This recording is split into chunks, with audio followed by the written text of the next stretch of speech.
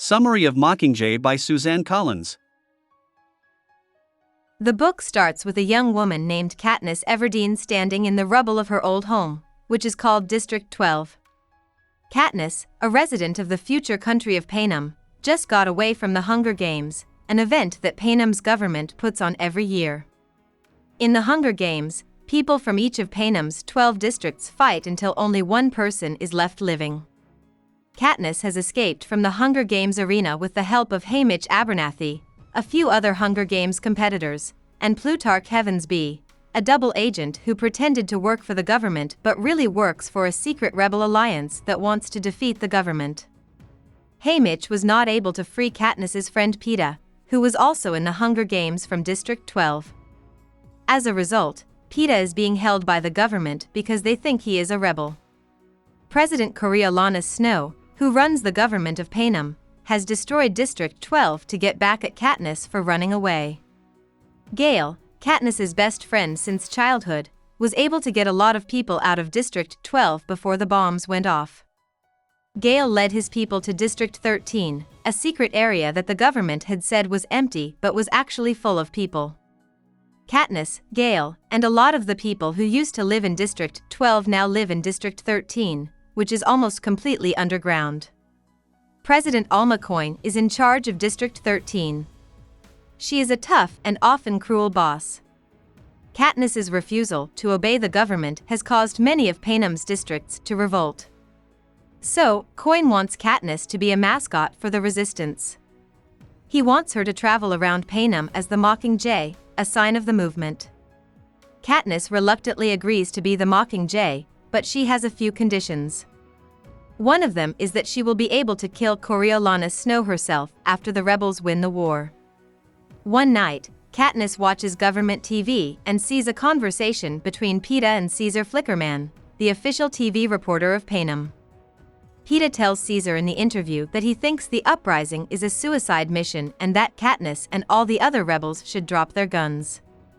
Many of the rebel leaders, including Coin, want Peeta to be tried for war crimes after seeing this interview. Katniss makes sure that Peeta will get a full pardon when the war is over. This is another one of her conditions. With this deal in place, Katniss can start doing her job as the Mockingjay.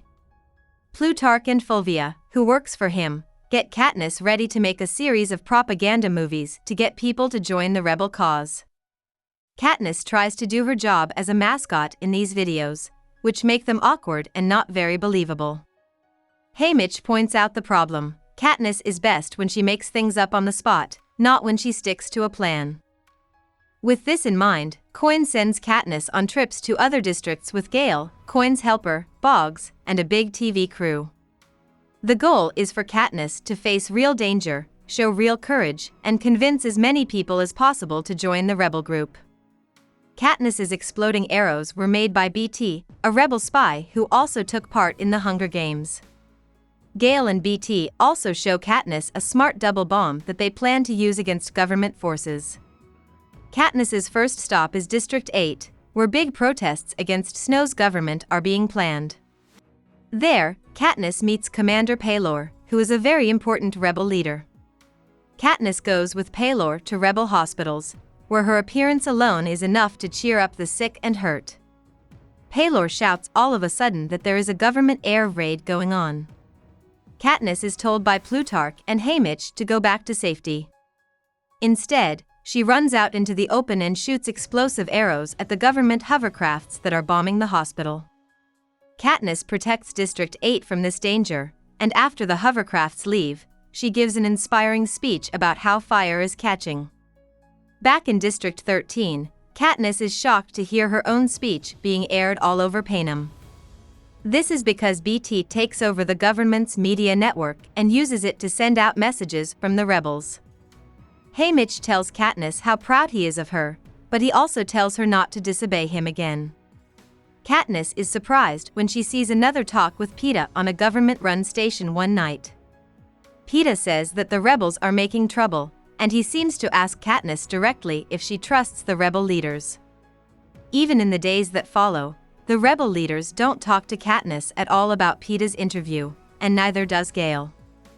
Katniss tells Gale that she watched the interview and is mad at him for not bringing it up when they saw each other.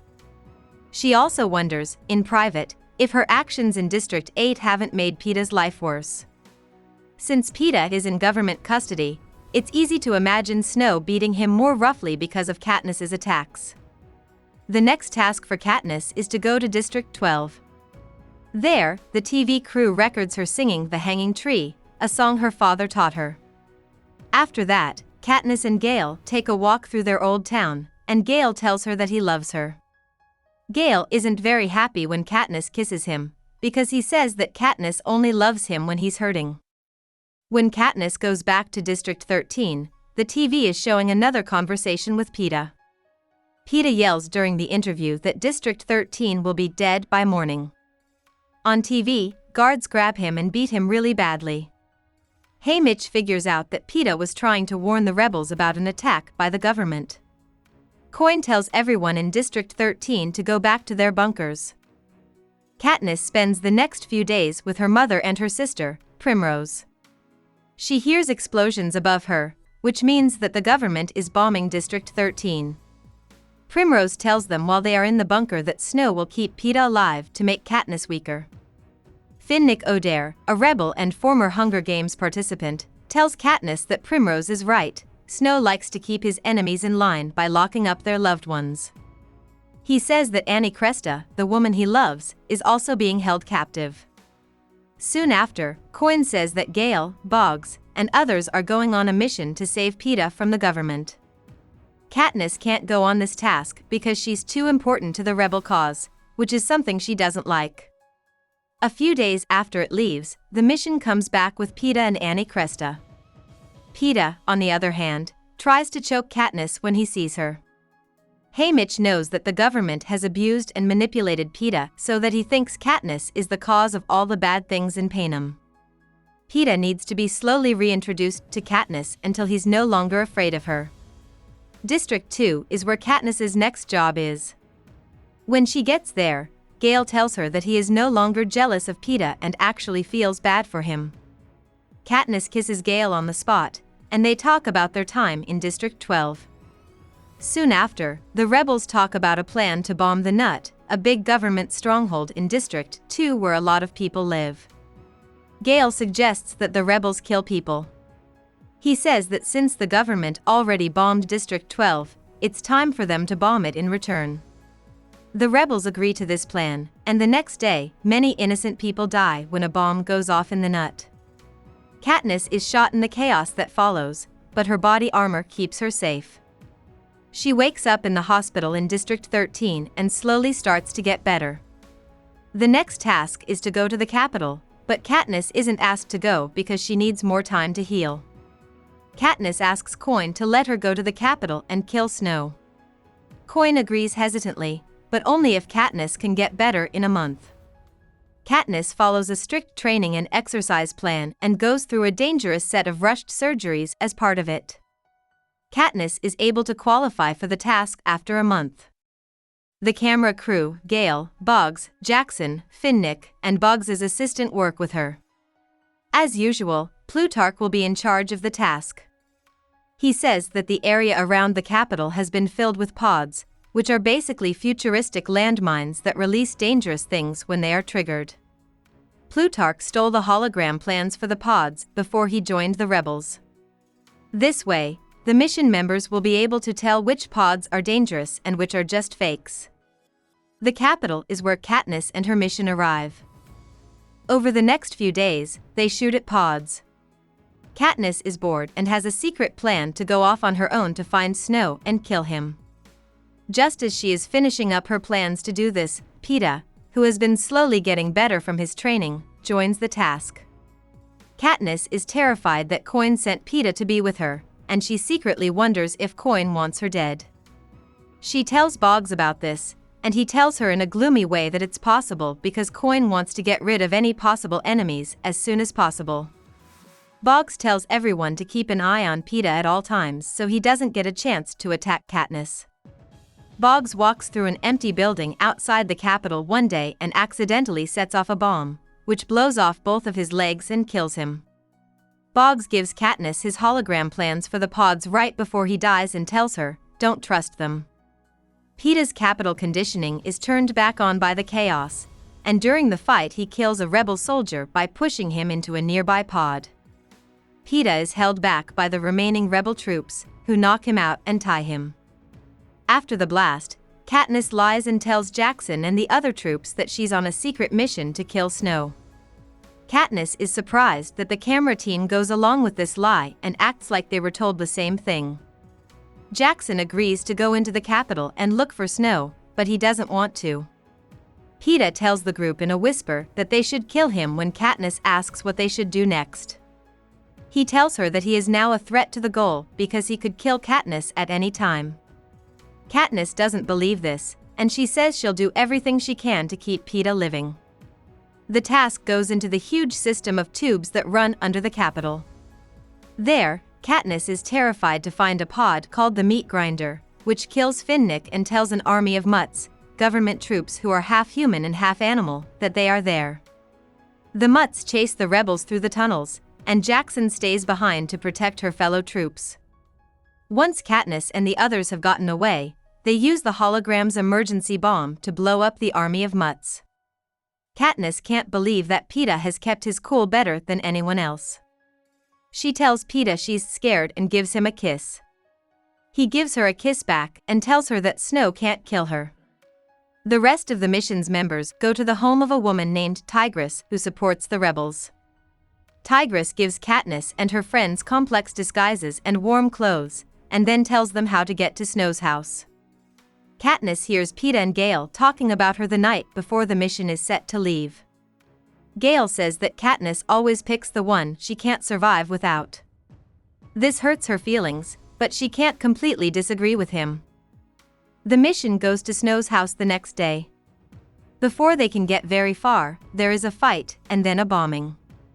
Soldiers from the government see Katniss and her friends and start shooting at them.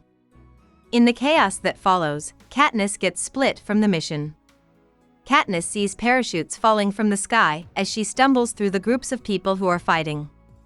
The bombs in the parachutes blow up a big part of the city. After the blast, Katniss sees a girl running toward the area with the most damage, trying to help the hurt. She is shocked to find out that this girl is her own sister, Primrose. There are more blasts that are even deadlier than the first set. Primrose dies in this second blast, and Katniss loses consciousness. She sees the faces of the dead, including her own father, when she is out of her mind. When Katniss wakes up, she finds that the rebels have won the war and that President Snow has been beaten. Katniss goes to see Snow in jail, even though she knows she is supposed to kill him. Snow tells Katniss in jail that, despite what she thinks, he was not the one who killed Primrose. He says that, on the contrary, President Coin bombed Capitol residents in a smart attempt to turn Snow's own people against him. Snow says that Katniss was just a distraction. By sending Katniss all over Panem, Coin got Snow's attention and made him waste time and resources trying to kill her. This has helped Coin win the war easily. Katniss thinks back to Gale and BT showing her the double bomb, and she knows that Snow is probably telling the truth. Soon after that, Katniss found out that she had to kill Snow in front of a big crowd. Coin, who is now the president of all of Panem, calls a meeting of the remaining Hunger Games contestants before the day of the execution. Coin suggests that the Hunger Games be stopped for good, but only after one last game for the people of the Capitol, who have never had to take part in the cruel custom. Peeta votes against the idea, but Katniss and Haymitch, among the other rivals, vote for it. As the ritual to put President Coin to death starts, Katniss learns that Snow has been telling her the truth about President Coin. He killed Prim. Katniss stands up to do her job, which is to kill Snow, but she shoots Coin with her shot instead. Katniss is put in jail for her crime, but Haymitch and Plutarch are able to get her off by saying that her war experiences have left her scarred. Plutarch tells her that Commander Paylor is the new president of Panem and that both he and Gale have important jobs in the new government when she is freed. Katniss gets with Peeta in the end. Katniss now knows that Peeta understands her pain and stress and is very patient and kind, which is very different from Gale. In the novel's conclusion, which takes place 20 years later, we learn that the Hunger Games have been outlawed and that Katniss and Peeta have become famous heroes, mostly because of Plutarch's influence. They have 2 children together. Katniss is relieved to be with Peeta, despite the fact that she continues to have nightmares about the war and its brutality. About the author.